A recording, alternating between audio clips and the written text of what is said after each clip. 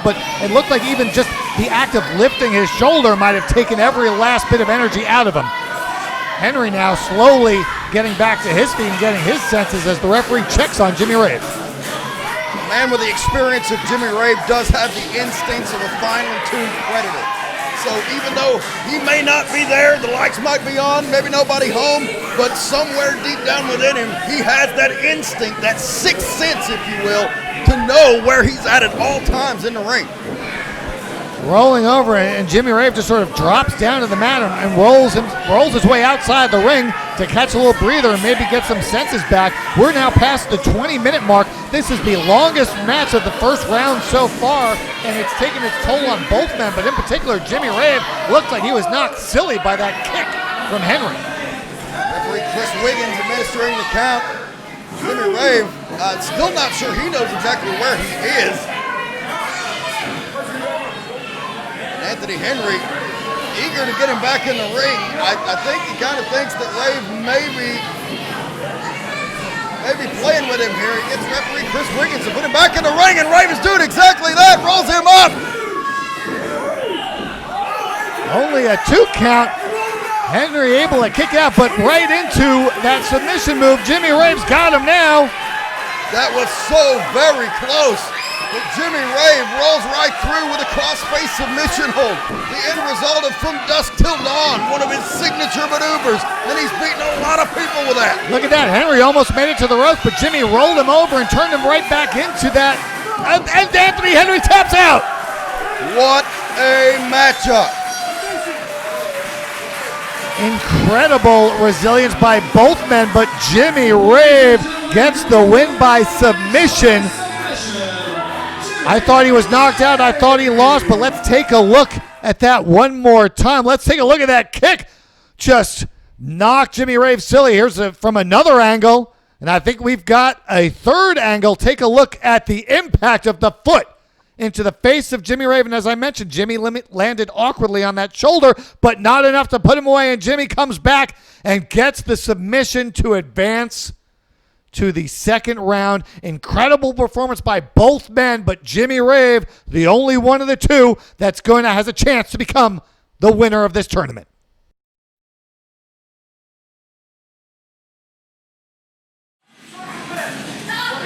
Introducing first, weighing in at 209 pounds from Huntsville, Alabama, he is the Marathon Man, Christian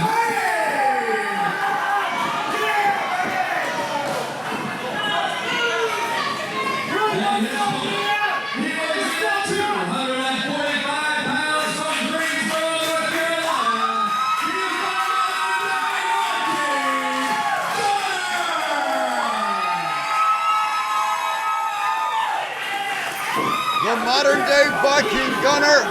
Man, many say it's the hottest free agent in all of professional wrestling, taking on the man who doesn't train for strength but endurance, the Marathon Man, Christian Haynes. His nickname is the Marathon Man, but it's not just a nickname, it's a fact. He has competed in several triathlons, and he's completed one Ironman triathlon, and he's currently training for a second. Just to give you an idea, an Ironman triathlon, you have to swim 2.4 miles, then ride a bike for 112 miles, and then run a 26.2 mile marathon.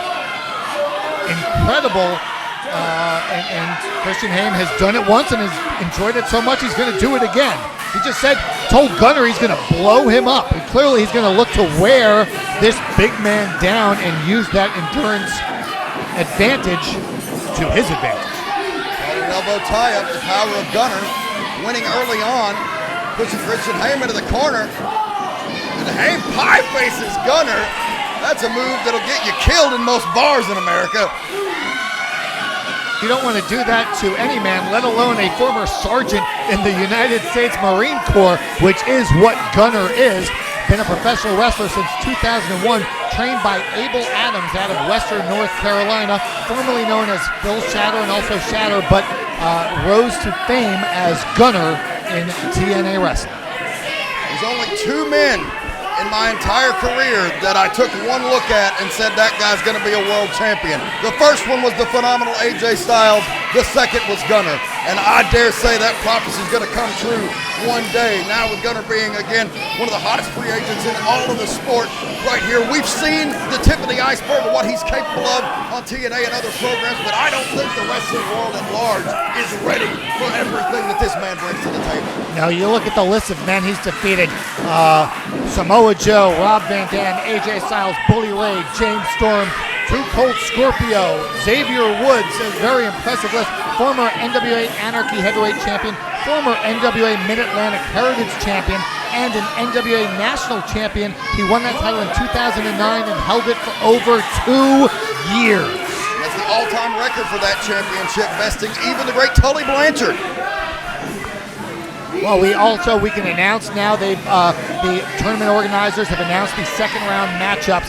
The winner of this match will go on to face Ace Rockwell, and I do want to note Rockwell has faced both men before. He holds a winning record against Christian Haim with two wins and 1 loss.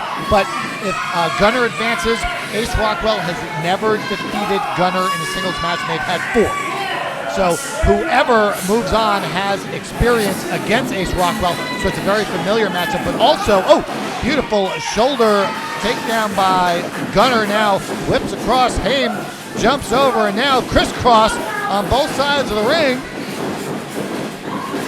Now Christian Haim trying to show why he earned the name the Marathon Man, trying to gas out Gunner, which you're not going to do, as Gunner shows right here with a few squats in return. Yeah, just to show that he's no slouch, he's doing some air squats while Haim's running around the ring. Gunner looks like a big, powerful man, and he is, but the scary thing is he's a finely tuned mat wrestler as well. He has gone 45 minutes to an hour with many of the greats in the region. Big clothesline by Gunner, taking Christian Haim off his feet. He just outsmarted Haim. He told Haim they were going to do another crisscross, but as soon as Haim took off to the ropes, Gunner just followed him in from behind and took him down with that clothesline, and now rams his head into the turnbuckle. Now he's going to take for a big hip toss across the ring. Goes for a quick cover. Only gets a 1 count. Haim uses a lot of chicanery as part of his offensive game and defensive game, and that's been successful for him. He earned an early reputation in his career as a crazy high flyer, but an almost life-ending injury changed his style quite a bit. Look, there you see the power on display by Gunner, holding him white. The fans counting along now. 10, 15 seconds he's held them up. Drops it down. I was about to ask how long it had been. Thankful the fans were right there to let us know. Luckily, someone's keeping time for us. I know Larry Goodman's out in the crowd, so I'm sure he's keeping time. But talk about Christian Haim. He holds victories over A.R. Fox, Ricochet, and Tracy Smothers. 3 very well-respected, well-known wrestlers, and Haim has beaten them all. And now Haim just holding on for dear life. Gunner had him hooked there for the power bomb, and that's no ordinary power bomb. He puts what they call a little bit of stank on it. That's the PTSD power bomb, and he drives opponents through the mat with that thing. And Christian Haim knew it was coming and held onto that leg for dear life. He wasn't going anywhere. And that just shows you the degree to which the combatants in this tournament have scouted their first-round opponents. I mentioned earlier, we know the second-round matchup. We talked the winner of this match will face Ace Rockwell. Also, we're going to see an incredible match as Congo Kong faces Moose.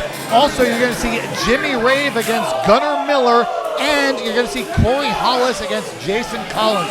Those are your second-round matchups. Those will take place on day 2, and if you're watching this at home, on disc 2 of the Scenic City Invitational. Gunner slams the head of Christian Haim into the ring apron. This fight going out on the outside of the ring right now. Gunner has Haim draped over the ring, the barricade actually, and is just hammering away, much to the delight of the fans in the front row. I didn't think they figured they'd get such an up-close view of the action, but Haim just shoved Gunner into that post that's holding this whole building up. Thank goodness he didn't take it down. And a man his size, it's a very good thing that the foundation isn't cracking on us now. Haim up on the apron, measuring Gunner here. And not afraid to go to the high rate district every now and again, not afraid to do something wild and crazy, but he's certainly more calculated than he was early in his career. He knows exactly when, and just a running kick to the face, nothing high risk about that. Dan, you just made me think he was going to do some crazy flipping thing, and he just kicks him. You big tease. I've been called worse. Whatever he did, it worked. Because look at Gunner now. Gunner in trouble out on the floor as Haim rolls in to break up the count, then comes back out and just throws Gunner back in. I thought he was going to do some more damage on the floor, but Haim wants him in the ring. I think he realizes when you've got a man the size of Gunner down, you cannot stall, you cannot wait. You need to get in the ring and get on him. Of course, he just bit him. That's a high-flying maneuver, too. He learned his lesson the hard way. I mentioned earlier, he suffered a near life-threatening injury at Combat Zone Wrestling when a high-risk maneuver went awry and he landed on his head. He spent hours in the emergency room and many months out of the sport of professional wrestling. When he came back to change his entire game plan, the Marathon Man was born. He started training for long endurance matches, and this is the type of thing that he does. He's not so much the high flyer anymore, but now a man who will take any advantage at any turn. And that's what you have to do to be a successful professional wrestler. You have to adapt and grow. You look at the career trajectory of most wrestlers, they achieve their most success after they've been in about 10 years, because that's when the experience and knowledge catches up with their physical gifts. And Haim has been wrestling just over that mark, and so has Gunner. So both men are pretty much close to their physical prime and their in-ring peak as a professional wrestler. Gunner with an Irish whip, goes to the back body drop, but telegraphed it, and Haim was right there with a spinning neck breaker. Beautifully executed, hooks the leg, but Gunner kicks out. Gunner kicks out of that one. Our referee for this match, Brandon Bailey. Our referees for night one are Brandon Bailey, who's considered one of the best in the Chattanooga area. Chris Wiggins, who's considered one of the best referees in Augusta. And also our third referee, Graham Long, out of Nashville, very highly regarded there. So not only is this tournament feature some of the best wrestlers around, but these referees have been hand-picked for their abilities inside the squared circle. It is the Scenic City Invatational. Christian Haim follows with a big left hand to Gunner, actually. And Gunner now out and down on his knees and in a lot of trouble. And Christian Haim has really taken it. Oh, he just slapped him in the face. Just pie-faced him again. He's just mocking the big man. And now look at what you've done, Christian Haim. Oh, no, able to get out of it. But exchanging blows, Gunner now comes off the ropes. Heyman right behind him. Christian Haim, single-legged drop kick to the face. Hooks the leg, but Gunner kicks out yet again. So far, Haim has outsmarted and outmaneuvered Gunner at almost every turn. And Gunner now in trouble in the middle of the ring while Haim gloating outside the ring. What's he going for now? What's he looking for? Christian Haim looking for some sort of foreign object, I do believe, which is really disappointing considering what the fans paid to see in this tournament. It's supposed to be the best wrestlers from the South. This is a chance for our entire region to make a name for ourselves, where we're often overlooked and we're often overshot. But now Christian Haim, there's a chair in the middle of the ring. What is he doing? There's a chair in the ring. Referee Brandon Bailey giving it a little leeway here, considering the importance of this tournament. But I really don't think he's got it set up wedged in the corner there, but I don't think he's able to use it. If he uses it, he's probably going to get disqualified. So I don't understand the logic and the point, but Haim now just getting right back on Gunner and staying on top of it. Christian Haim, the southpaw, pounding on Gunner in the corner. Gunner can take a lot of abuse. Going to whip him across into that chair, but no, Gunner stops him, rolls him up. Only gets a 2, though. Now, gonna pick him up for a big slingshot suplex. Doesn't really get him, but able to power him up and over and down. And Christian Haim kicks out. Gunner didn't get the slingshot that he wanted, but he certainly got the suplex part right. Perhaps if he had gotten that slingshot, the additional impact of that would have been able to give him the victory, but instead just has to settle for a 2 count. Now Haim fighting Gunner off, got him in the corner, hitting him with some beautiful kicks. Christian Haim, snapmare takeover. Off the ropes he goes, drop kick to the face. I don't even understand why he needs that chair. He's got all the tools. Look at how he's doing in this match so far. You don't need a chair. You don't need to cheat. You've got Gunner right where you want him. Christian Haim with a Cobra clutch. The Shinnomaki locked in there. Gunner trying to find a way to break it. That's another one of those moves where you use your opponent's own body against them. A leverage hold by Haim now, and Gunner slowly though trying to get back up to his feet. He's up, he's got on one foot, now he's up on both feet, now fighting his way out of that with some forearms, but Haim quickly grabs a headlock. Gunner rips him across.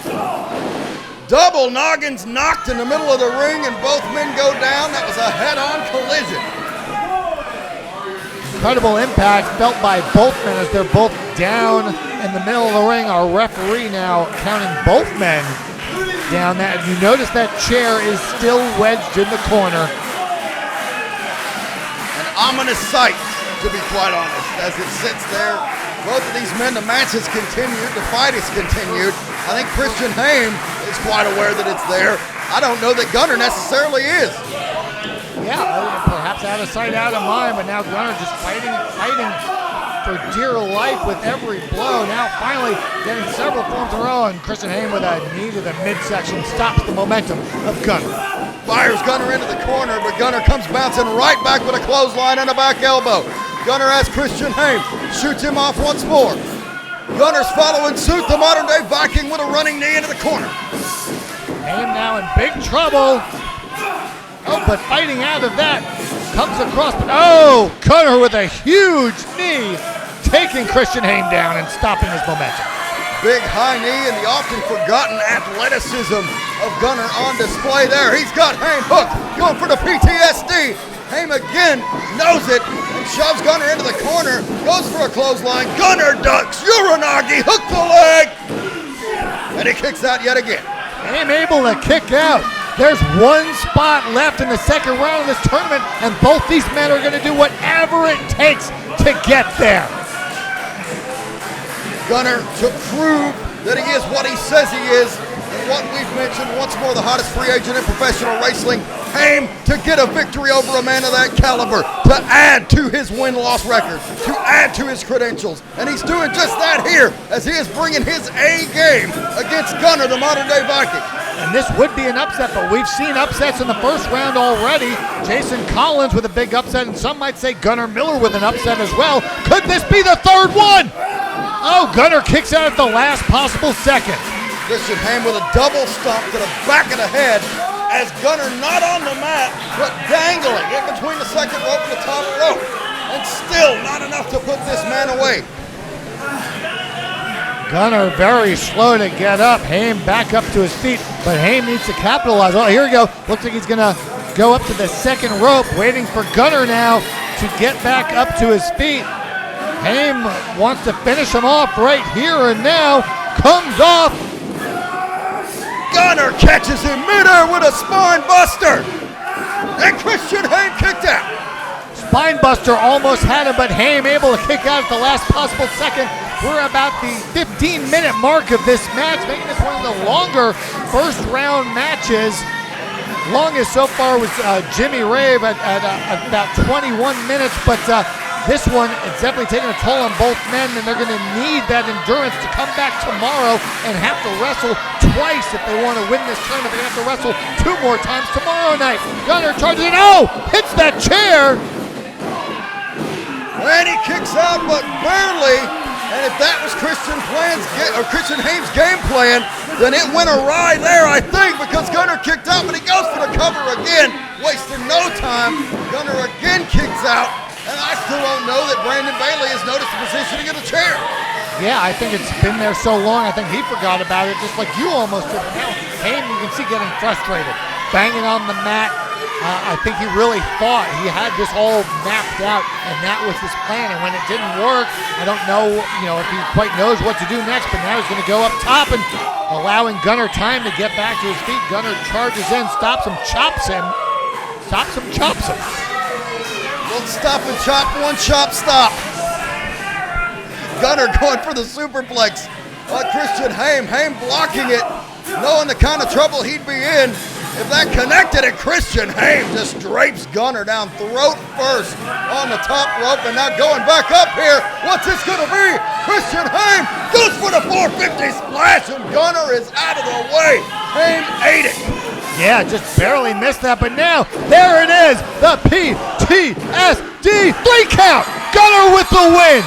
Gunner with the big victory over Christian Haim in a tremendous back and forth match, but Gunner is your 8th and final winner of the first round matches here at the Scenic City Invitational. Let's take a look at this one more time. What a night round one was, capped off right here with the modern day Viking and one of the nastiest power bombs in the sport, PTSD, and Gunner is going to round 2. First round incredible, second round's gonna be even bigger.